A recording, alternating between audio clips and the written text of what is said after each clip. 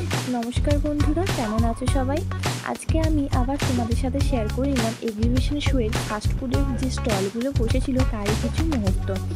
এই দেখো, এখানে ফাস্টফুডের নানা রকম স্টল আছে, আর এটা হচ্ছে ভ্যারাইটিস অফ পিৎজার স্টল। এখানে তুমি চাইলে টেস্ট করতে পারো, যদি তোমার মনে হয় যে একটা পিস খেয়ে দেখবো তারপরে কিনবো, সেই সবও ছিল।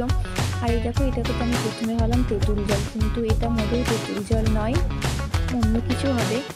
আর কন্টেনারে যেগুলো আছে সেগুলো পেস্ট্রি, আর এগুলো হচ্ছে নানা রকম ফুড, যেমন এই যে chicken spice roll, veg samosa, mutton samosa, chicken roll, এরকম নানা রকম ছিল।